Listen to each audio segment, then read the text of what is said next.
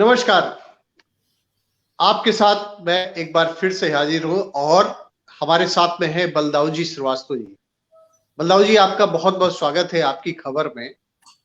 और हमारा जो एपिसोड है वह ये है कि भगवान चित्रगुप्त के बारे में पुराणों में क्या लिखा है। इसके पहले भी बलदाऊ जी ने आपको बताया था, व्यूवर्स को बताया था। और आज उसी कंटिन्यूएशन में ये हमारा सेकंड एपिसोड है जो बलदाऊ जी बताएंगे।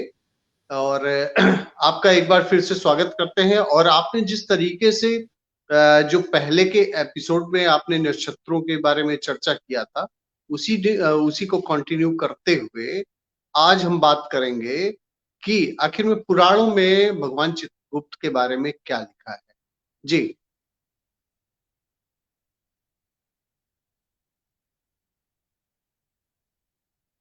आवाज आपकी नहीं आ रही है। माइक आपका बंद है, माइक आपका बंद है।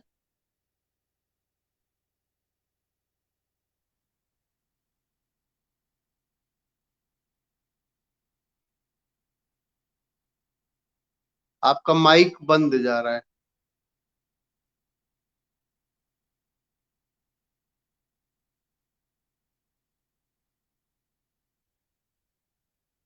आपका म्यूट पर हो गया। आप देखिए जहां म्यूट का ऑप्शन होगा उसको उस पे एक बार और क्लिक कर दीजिए तो आ जाएगा। आ गया। आ गया, आ गया। जी, आ गया, आ गया। जी। जी, अब इलेक्ट्रॉनिक मीडिया से हम काफी दूर हैं, बट जो भी है देख लिया मैंने। चश्मा नहीं लगाता हूँ, जी, ये गलती है। खैर, मैं आप सबको, सारे व्यूअर्स को और विशेष करके आभार व्यक्त करता हूँ राजीव जी का, जिन्होंने ये मौका दिया। और इसके बाद सीधे, क्योंकि वक्त बहुत कम है, 10 मिनट का है, तो हम सीधे अपने गुरुदेव पे आते हैं। अखंड मंडलाकारम व्याप्त नियेन चराचरम तत्पदं दर्शितं येन तस्मै श्री गुरुवे नमः। चित्रगुप्त के चित्र को मन में रखो बसाए, पूर्ण कार्य हर एक हो तन मन सब सरसाए। इन दोनों मंत्रों पर मैं पहले भी आपको बता चुका हूं। किरीटोज्वलं वस्त्रभूषाभिरामं विचित्रासनासीनमिन्दुप्रभाषं नृणां पुण्यानि पत्रे लिखन्तं भजे चित्रगुप्तं सखाय यमस्य। राजू जी, पिछली बार की बातचीत में हमारे पास कुछ क्वेश्चंस आए, उनके भी जवाब दूंगा, लेकिन अगली बार दूंगा। मैं आज ही दे सकता हूं, लेकिन चाहते हैं कि लोगों में क्यूरियोसिटी उत्पन्न हो, तब उसका मैं जवाब दूं। एनीवे, जी, जी, आज हम ग्रहों के बारे में जो बात रह गई थी उसको पूरा करेंगे। मैं ग्रहों के बारे में इसलिए चर्चा विशेष तरह से करना चाहता हूं क्योंकि जी, वेद में ग्रह वेद में ग्रह और प्रकृति, इन्हीं की पूजा बताई हुई है।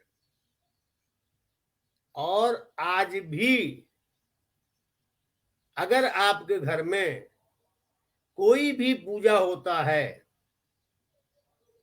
तो सत्यनारायण भगवान की कथा, हमारे पूर्वांचल में, पूर्वी उत्तर प्रदेश में या पूर्वी उत्तर प्रदेश में, मध्य प्रदेश में जो हिंदी भाषी क्षेत्र हैं, तो सत्यनारायण भगवान की कथा होती है ना?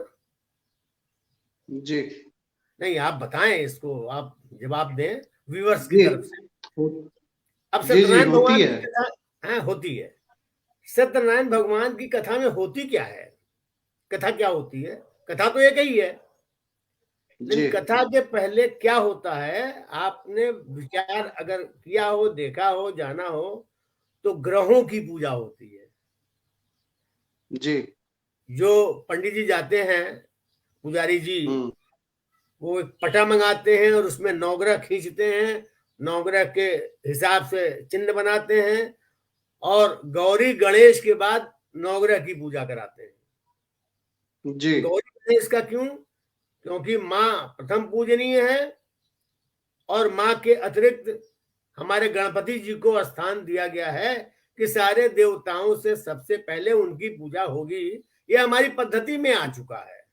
तो हम गौरी जी गणेश जी की पूजा करते हैं और नवग्रह की पूजा करते हैं। यानी नवग्रह इतना महत्वपूर्ण है कि बच्चा पैदा हो, शुद्धि के लिए सत्यनारायण भगवान की कथा, मुंडन संस्कार हो, सत्यनारायण भगवान की कथा, हमारे यहाँ शादी हो, जनेऊ हो, जो भी संस्कार है उसमें सत्यनारायण भगवान की कथा। और सत्यनारायण भगवान की कथा तो केवल सत्य की है कि हमेशा सत्य बोलिए, जो वचन दीजिए वो वचन पूरा करिए, लेकिन पूजा तो उनकी होती जी नहीं है। सत्यनारायण कोई चीज है नहीं। वर्चुअली आपने क्या कोई सत्यनारायण को देखा? नहीं नहीं देखा। देखा। सत्यनारायण की कथा होती है लेकिन सत्यनारायण को आपने नहीं देखा है। देखा किसको है? जी नवग्रह को और ठाकुर जी जी को। ठाकुर जी सत्यनारायण जी नहीं है। सत्यनारायण का भी विधिवत पूजा हो जाती है और नवग्रह की पूजा होती है। यानी आज भी वैदिक परंपरा कायम है। यानी जी नवग्रह ही प्रधान है है, और हमारे जी पुरोहित जी नवग्रह की पूजा ही विशेष कराते हैं। जी इसका मतलब ये हुआ कि वह ही भगवान है। आपने जी शायद कहा था कि मैं तो अब तक शनि को भगवान मानता था, आज पता चला वो ग्रह है। याद है आपको? जी बिल्कुल। आपने यही कहा था। तो शनि जी ग्रह तो है लेकिन हम उनको भगवान मानते हैं। और हम सनातन के लोग कण कण में भगवान मानते हैं। तो वो नवग्रह में शनि तो बहुत बड़े कण हैं, उनको तो भगवान मानेंगे ही। है भगवान। सूर्य भगवान है, सूर्य भी जी तो ग्रह है, वो भी भगवान है। धरती माता वो भी भगवान है।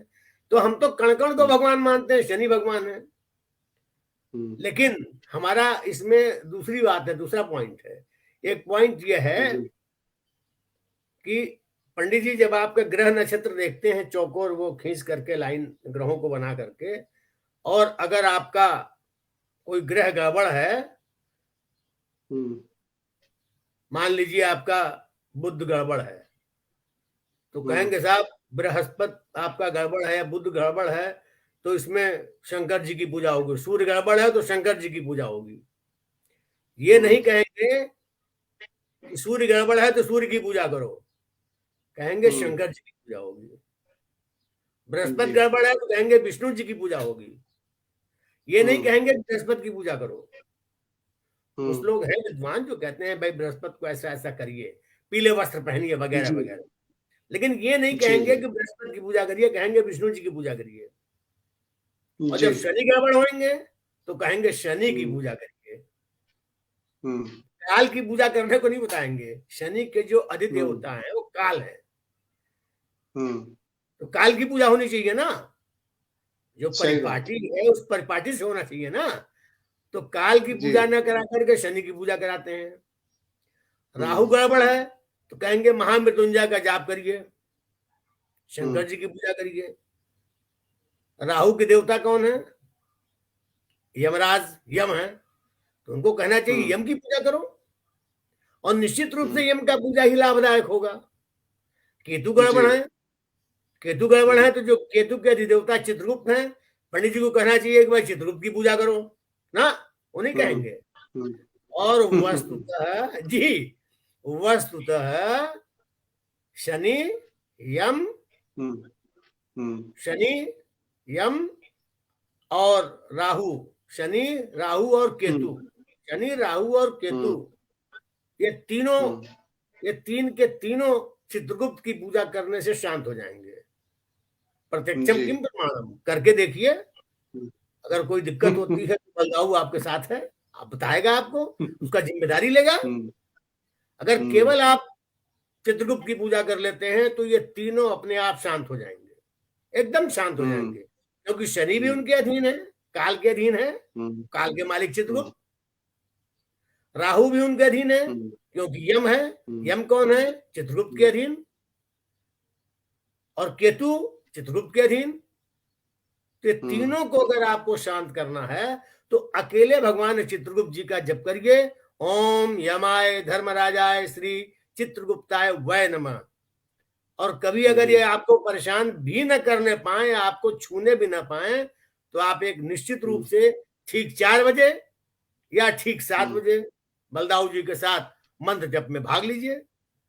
संपर्क करिए हमसे। मेरा नंबर है 9305421822। समूह में भगवान का नाम लीजिए और जप करिए। तो ये बात मैं विशेष तौर से आपको बताना चाह रहा था।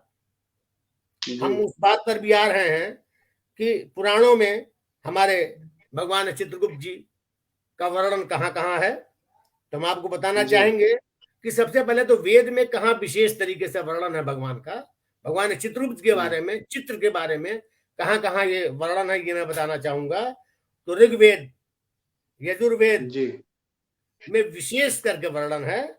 और अगर हम इसको देखें तो पुराणों में खास करके स्कंद पुराण, भविष्य पुराण, बृहद पुराण, देवी पुराण, नारद पुराण, गरुड़ पुराण में तो बहुत ज्यादा है, और पद्म पुराण और महाभारत में बहुत जगह वर्णन है। उपनिषद में भी वर्णन है। कठोपनिषद में इनका अच्छा वर्णन है। और कठोपनिषद में तो एक पूरा लेसन ही है। आपने नाम सुना होगा नचिकेता का। नचिकेता महर्षि हुए हैं। नचिकेता सशरीर यमलोक गए। उन्होंने यम को देखा, धर्मराज को देखा और भगवान चित्रगुप्त जी को देखा है। कठोपनिषद में इसका पूरा वर्णन है, नचिकेता प्रसंग में। आप जाकर के उसको देख सकते हैं। तो हम और बहुत ज्यादा डीप में न जा करके भगवान चित्रगुप्त जी के बारे में बताना चाहते हैं। समय तो नहीं हो गया? समय हो गया है, लेकिन आप 1 मिनट बता सकते हैं, फिर नेक्स्ट एपिसोड में डिटेल में आप बताइएगा सारी। ठीक है। तो पद्म पुराण के पाताल खंड 2 में भगवान चित्रगुप्त जी के प्रथम प्राकट्य जो ब्रह्मा जी के सामने हुआ है, उसका वर्णन हम करेंगे अगले एपिसोड में। धन्यवाद। क्योंकि ये सारी बातें विस्तार से जो है बताने लायक हैं, तो हम चाहेंगे, आपसे निवेदन यही करेंगे कि आप विस्तार से, चूंकि टाइम और एक्सेस हो चुका है, तो चाहेंगे कि नेक्स्ट एपिसोड में आप पूरा विस्तार से एक एक पुराणों के बारे में अगर आप बताएंगे, तो जो भी इसको सुनने वाले लोग हैं उनको समझ में आने लगेगा ये सारी बात। ठीक। तो आपने इतना समय दिया, आपने इतना रिसर्च किया, और जो जानकारियां लोगों को नहीं है वो आपने, मैं आपकी खबर के व्यूअर्स को ये बताना चाहूंगा कि ये बलदाऊ जी का इनिशिएटिव है कि आखिर में ग्रहों का वर्णन क्यों किया जाता है, ग्रहों के देवता क्यों है, किसकी क्यों पूजा की जाती है, और भगवान चित्रगुप्त है कौन, और कहाँ कहाँ पुराणों में वर्णन किया गया है, जो लोगों को अभी तक बहुत ज्यादा विस्तार से नहीं मालूम था। जैसे खुद मुझे भी नहीं मालूम था कि केतु की पूजा क्यों की जाती है, किसके लिए की जाती है, और उसके देवता कौन, केतु ग्रह है, उसके देवता कौन है। तो ये सारी बातें हम बहुत ही विस्तार से, ये एक दिन का सब्जेक्ट नहीं है, क्योंकि आज समय काफी उससे ज्यादा हो चुका है। विस्तार से बात करने के लिए फिर से हम अगले सप्ताह इसी समय फिर से बलदाऊ जी के साथ में फिर से एक बार हाजिर होंगे। तब तक के लिए आप लोगों का बहुत बहुत धन्यवाद। कृपया लाइक करके उत्साहवर्धन जरूर कीजिए। धन्यवाद, बहुत बहुत बधाइयां। और हम आज की खबर के लिए राजीव जी को उनका आभार व्यक्त करते हैं। धन्यवाद।